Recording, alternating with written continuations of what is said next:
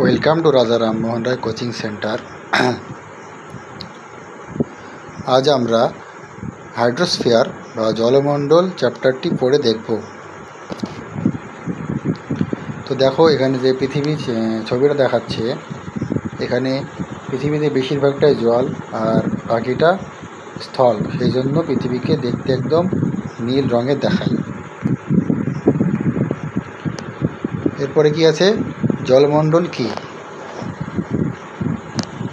জলমণ্ডল হচ্ছে পৃথিবী পৃষ্ঠে অবস্থিত সমস্ত জলরাশির সমষ্টিকে বলা হয় জলমণ্ডল। কি বলা হয়? জলমণ্ডল কি? পৃথিবী পৃষ্ঠে অবস্থিত সমস্ত জলরাশির সমষ্টিকে জলমণ্ডল বলে। আবারও বলছি, পৃথিবীর পৃষ্ঠে অবস্থিত সমস্ত জলরাশির সমষ্টিকে জলমণ্ডল বলে। এর উপাদান কি? এর উপাদান হচ্ছে মহাসাগর, সমুদ্র, নদী, হ্রদ, ভূগর্ভস্থ জল, বরফ, জলীয় বাষ্প। পৃথিবীর পৃষ্ঠের 71% জল দ্বারা আবৃত, লবণাক্ত জল 97% বা 97%, এবং মিষ্টি জল 3% বা 3%। এর পরবর্তীতে দেখা যাক জলের বন্টন।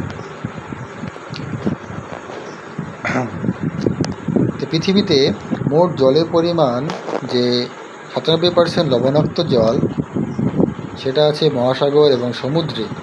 মহাসাগর এবং সমুদ্রে আছে লবণযুক্ত জল, এবং 3% জল মিষ্টি জল। সেই মিষ্টি জলগুলোর মধ্যে আছে 3% যে মিষ্টি জল, সেই 3% মিষ্টি জলের মধ্যে 68.7% হিমবাহ বরফ থেকে, 31.1% ভূগর্ভস্থ জল, এবং 0.8% পার্মাফ্রস্ট বা স্থায়ী হিমায়িত জল, এবং 0.4% পৃষ্ঠ জল বা যেগুলো নদী, হ্রদ, বায়ুমণ্ডল প্রভৃতি থেকে পাওয়া যায়। তো দেখো, এখানে পৃথিবীর জলের যে পাইচিত্রটা দেওয়া আছে, এখানে কি আছে? লবণাক্ত জল 97% এবং মিষ্টি জল 3%। পরবর্তীতে দেখা যাক, এবার দেখো মিষ্টি জলের পাইচিত্র। মিষ্টি জলের পাইচিত্রটা বুঝে নেওয়া যাক। মিষ্টি জলের পাইচিত্রটা বুঝে নেওয়া যাক। হিমবাহ ও বরফ, এই অংশটা পুরোটা হচ্ছে হিমবাহ ও বরফ,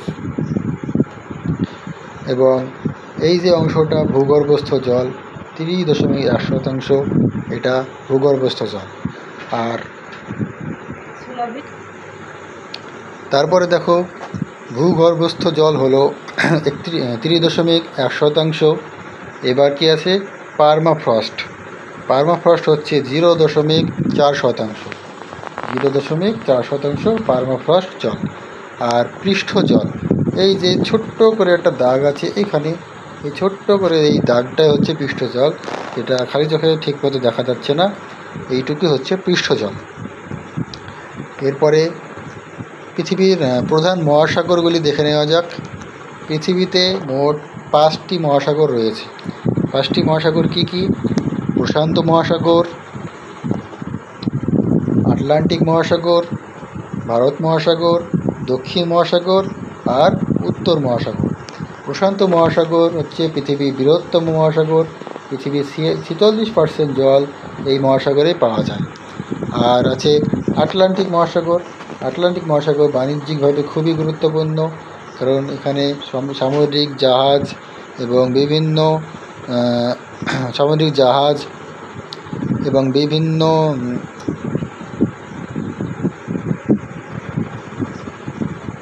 আটলান্টিক মহাসাগর বাণিজ্যিকভাবে খুবই গুরুত্বপূর্ণ।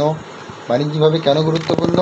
কারণ এই আটলান্টিক মহাসাগরের উপর দিয়েই বিভিন্ন দেশের দ্রব্য আমদানি বা রপ্তানি করা হয়।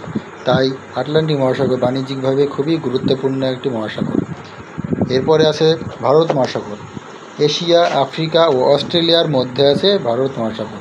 ভারতের নিচে যে ডান সাইডে যে মহাসাগরটা দেখা যায়, সেটাই হচ্ছে ভারত মহাসাগর। আর দক্ষিণ মহাসাগর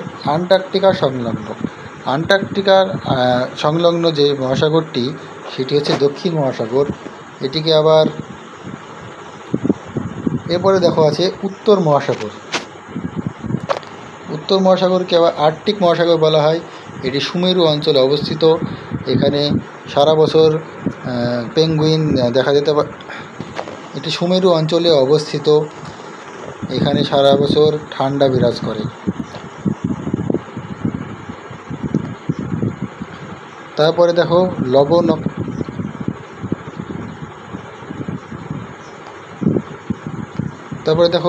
লবণাক্ততার কারণ। লবণাক্ততার কারণ কি? শিলাস্তর থেকে দ্রবীভূত খনিজ লবণ যেমন সোডিয়াম ক্লোরাইড, ম্যাগনেসিয়াম ইত্যাদির কারণে সমুদ্রের জলস্রোত, সমুদ্রের জল, শিলাস্তর থেকে যে সমুদ্রের জল লবণাক্ততার কারণ কি? শিলাস্তর থেকে দ্রবীভূত খনিজ লবণ যেমন সোডিয়াম ক্লোরাইড, ম্যাগনেসিয়াম ইত্যাদির কারণে লবণাক্ততা বৃদ্ধি পায়। এরপরে দেখো সমুদ্রের গতি। সমুদ্রে 3 ধরনের গতি দেখা যায়। 1 নম্বর হচ্ছে তরঙ্গ বা ওয়েভস, 2 নম্বর জোয়ার ভাটা বা টাইডস, 3 নম্বর সমুদ্র স্রোত। তরঙ্গ কী কারণ হয়? বায়ুপ্রবাহের সৃষ্টি, উপকূলে ক্ষয়সাধন করে, উদাহরণ যেমন সুনামি, ভূমিকম্পজনিত তরঙ্গ। তারপরে জোয়ার ভাটা, চন্দ্র ও সূর্যের মহাকর্ষ বলের প্রভাবে জলের ঊর্ধ্বগতি ও নিম্নগতি। ঊর্ধ্বগতি এবং নিম্নগতি হচ্ছে জোয়ার ভাটা প্রকার, ভরাকর্ষণ জোয়ার আর নিম্ন জোয়ার।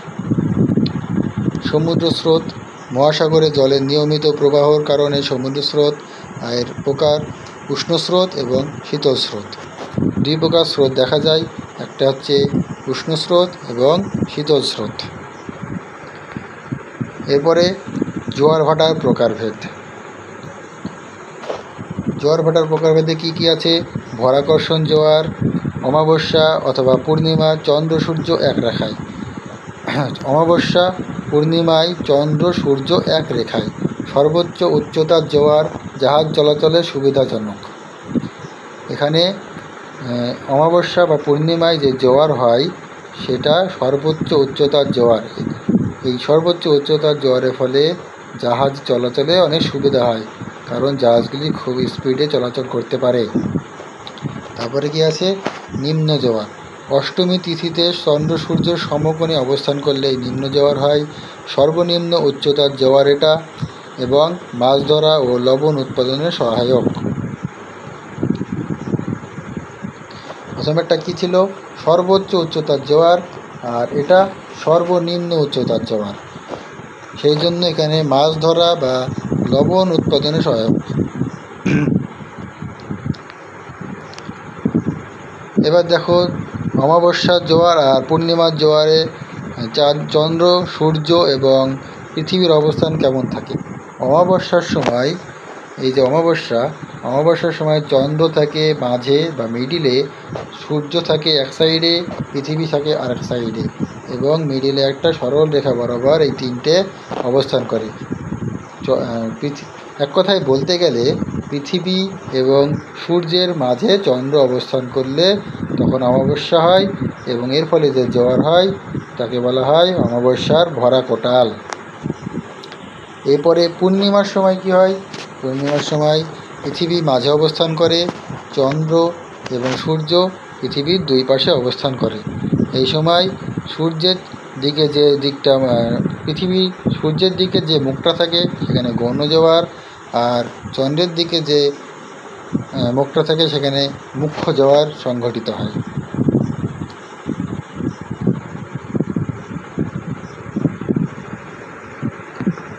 এরপরে দেখো সমুদ্র স্রোতের প্রভাব।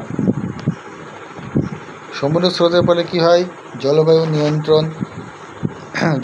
নিয়ন্ত্রণ হয়। যেমন উষ্ণ স্রোত ইউরোপকে উষ্ণ রাখে, শীতল স্রোত আফ্রিকা শুষ্ক করে। তারপরে মৎস্য সম্পদ, যেমন প্লাঙ্কটন জন্মায় মাছের জন্য, যা খুবই প্রয়োজনীয়। যেমন গ্র্যান্ড ব্যাংকস একটি প্লাঙ্কটনের উৎস, যেখানে প্রচুর পরিমাণে মাছ পাওয়া যায়। বাণিজ্যিক গুরুত্ব, জাহাজ স্রোতের দিক অনুসরণ করে জ্বালানি সাশ্রয় করে। যদি স্রোত এইভাবে যদি খুব জোরে স্রোত প্রবাহিত হয়, তাহলে এদিক থেকে যদি কোনো জাহাজ যায় তাহলে কি হবে? জাহাজটা জোরে বা দ্রুত এক জায়গা থেকে অন্য জায়গায় পৌঁছে যাবে। সেই কারণে জাহাজ স্রোতের দিক অনুসরণ করে এবং জ্বালানি সাশ্রয় করে। এরপরে মিষ্টি জলের উৎস। মিষ্টি জল কোথায় কোথায় থেকে পাওয়া যায়? 1 নম্বর হচ্ছে পৃষ্ঠ জল। পৃষ্ঠ জল কোথায় থাকে? নদী, হ্রদ, পুকুর। ভূগর্ভস্থ জল কূপ বা নলকূপের সাহায্যে, এবং বরফ ও হিমবাহ জল হিমালয়, গ্রিনল্যান্ড। আর বৃষ্টি জল জলচক্রের মাধ্যমে পুনর্ভরণ। সতর্কতা: অতিরিক্ত জল ব্যবহারের ফলে জলের জলস্তর অনেকটা নিচে চলে যায়। উদাহরণ আছে পাঞ্জাবে এমন অবস্থা সংঘটিত হয়েছে। এরপরে দেখো জলচক্র।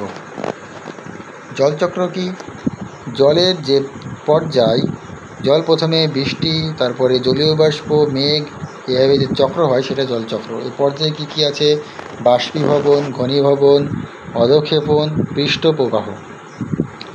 বাষ্পীভবন কি? যখন নদীতে বা সমুদ্রে জল থাকে সেটা সূর্যের আলোতে উষ্ণ হয় বা উষ্ণ হয়ে বাষ্পীভবন হয়ে জলীয় বাষ্প হয়ে মেঘে উঠে যায় এবং সেখানে মেঘ সৃষ্টি করে সেটা ঘনীভবন পর্যায়ে সৃষ্টি করে, এবং যখন সেটা মেঘ থেকে বৃষ্টিরূপে আবার নদীতে বা সমুদ্রে পড়ে তখন সেটা হয়ে যায় অধঃক্ষেপণ, এবং সমুদ্রে পড়ার পরে যে প্রবাহ হয় তখন সেটা হচ্ছে পৃষ্ঠপ্রবাহ। সমুদ্র বা নদীতে প্রবাহিত হওয়ার সময় সেটা হচ্ছে পৃষ্ঠপ্রবাহ। এরপরে দেখা যাক জল দূষণ ও সংরক্ষণ। জল দূষণের কারণ কি? জল দূষণের কারণ হচ্ছে শিল্প বজ্র, রাসায়নিক সার, প্লাস্টিক বজ্র। বেশি পরিমাণে শিল্পের যে বজ্র, সেই বজ্রের কারণে জল দূষণ হয়। রাসায়নিক সার জমিতে ব্যবহার করার ফলে জল দূষণ হয়। প্লাস্টিক ব্যবহার করার ফলে জল দূষণ হয়। এর প্রভাবে কী হয়? এর প্রভাবে প্রচুর পরিমাণে রোগ হয়, যেমন কলেরা, টাইফয়েড, বিভিন্ন প্রাণীর মৃত্যু ঘটে। জল দূষণ সংরক্ষণের উপায় কী কী? এই বৃষ্টির জল সংরক্ষণ করা, ড্রিপ ইরিগেশন করা এবং প্লাস্টিক কমানো। প্লাস্টিকের ব্যবহার যতটা সম্ভব কমাতে হবে। এরপরে দেখো গুরুত্বপূর্ণ তথ্য দেওয়া আছে। বিশ্ব জল দিবস 22শে মার্চ। দীর্ঘতম নদী নীলনদ, গভীরতম খাত মারিয়ানা ট্রেঞ্চ, ভারতের প্রধান নদী গঙ্গা। বিশ্ব জল দিবস 22শে মার্চ দিনটিতে পালন করা হয়। পৃথিবীর দীর্ঘতম নদীর নাম নীলনদ, যেটি মিশরে অবস্থিত। আর পৃথিবীর গভীরতম খাত হচ্ছে মারিয়ানা ট্রেঞ্চ বা মারিয়ানা খাত, যেটা প্রশান্ত মহাসাগরে অবস্থিত। আর ভারতের প্রধান নদীর নাম গঙ্গা নদী। তো উপসংহার কী শিখলাম আমরা? উপসংহারে কী আছে দেখা যাক। উপসংহার আছে জলমণ্ডল জীবনের ভিত্তি, জল সংরক্ষণ অত্যাবশ্যক, জলই জীবন সচেতনতা জরুরি।